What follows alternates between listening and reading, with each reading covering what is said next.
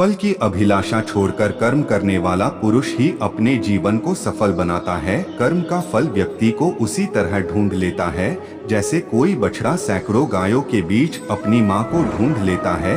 बुरे कर्म करने नहीं पड़ते हैं, हो जाते हैं, और अच्छे कर्म होते नहीं करने पड़ते हैं। अच्छे कर्म करने के बावजूद भी लोग केवल आपकी बुराइयां ही याद रखेंगे। इसलिए लोग क्या कहते हैं, इस पर ध्यान मत दो, तुम अपना काम करते रहो। कर्म ही धर्म का दर्शन है। हे अर्जुन, बुद्धिमान व्यक्ति को समाज कल्याण के लिए बिना आसक्ति के काम करना चाहिए। श्रेष्ठ पुरुष को सदैव अपने पद और गरिमा के अनुसार कार्य करने चाहिए, क्योंकि श्रेष्ठ पुरुष जैसा व्यवहार करेंगे तो इन्हीं आदर्शों के अनुरूप सामान्य पुरुष भी वैसा ही व्यवहार करेंगे। अप्राकृतिक कर्म बहुत तनाव पैदा करता है। बुरे कर्म करने वाले सबसे नीच व्यक्ति जो राक्षसी प्रवृत्तियों से जुड़े हुए हैं और जिनकी बुद्धि माया ने हर ली है, वो मेरी पूजा या मुझे पाने का प्रयास नहीं करते। ज्ञानी व्यक्ति ज्ञान और कर्म को एक रूप में देखता है, वही सही मायने में देखता है।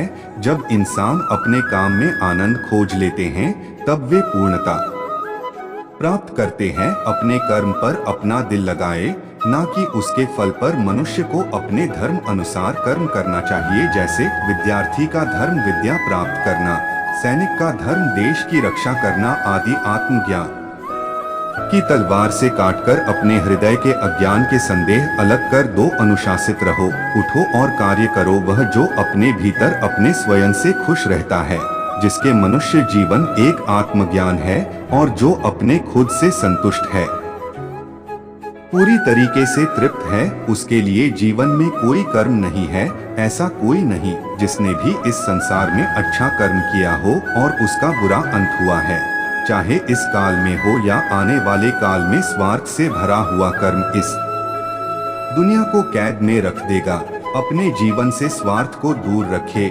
बिना किसी व्यक्तिगत लाभ के कोई भी व्यक्ति जो चाहे बन सकता है, यदि वह व्यक्ति एक विश्वास के साथ इच्छित वस्तु पर लगातार चिंतन करे। नर्क के 3 द्वार हैं, वासना, क्रोध और लालच। आत्मा पुराने शरीर को ठीक उसी तरह छोड़ देती है जैसे कि मनुष्य अपने पुराने कपड़ों को उतारकर नए कपड़े धारण कर लेता है। आत्मा न तो जन्म लेती है, न कभी मरती है, और न ही इसे कभी जलाया जा सकता है, ना ही पानी से गीला किया जा सकता है।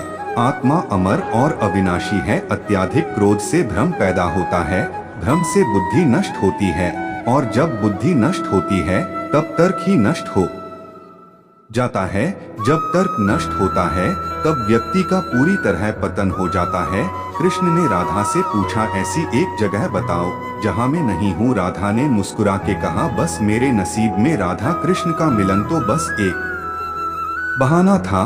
दुनिया को प्यार का सही मतलब जो समझाना था। श्री कृष्ण कहते हैं, मनुष्य को जीवन में श्रेष्ठ बनने का प्रयास अवश्य करना चाहिए, परंतु जीवन में हमेशा उत्तम ही रहना चाहिए। श्री कृष्ण कहते हैं, जिनका मिलना भाग्य में लिखा होता है, भगवान उनको किसी न किसी रूप में मिला ही देता है। मौन सबसे अच्छा उत्तर है किसी ऐसे व्यक्ति के लिए जो आपके शब्दों को महत्व नहीं देता। समय कभी नहीं रुकता। आज यदि बुरा चल रहा है तो कल अवश्य अच्छा आएगा। आप केवल निस्वार्थ भाव से कर्म कीजिए और वही आपके हाथ में है। माता पिता बनना अत्यंत सुखद अनुभव है।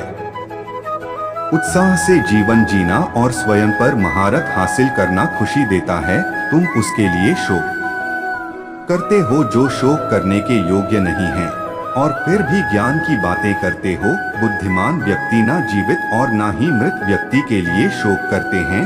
सुख दुख का आना जाना सर्दी गर्मी के आने जाने के जैसा ही है, इसलिए इन्हें सहन करना सीखना ही उचित है। तुम्हारा मोहग्रस्त होकर अपने कर्तव्य पथ से हट जाना मूर्खता है, क्योंकि इससे ना तो तुम्हें स्वर्ग की प्राप्ति होगी और ना ही तुम्हारी कीर्ति बढ़ेगी। बुरा वक्त आपको जिंदगी के उन सच से सामना करवाता है जिनका आपने अपने अच्छे वक्त में कभी ख्याल भी नहीं किया होता है। जीवन ना कल में है ना आज में है, जीवन इस पल में है। इस पल का अनुभव ही जीवन है।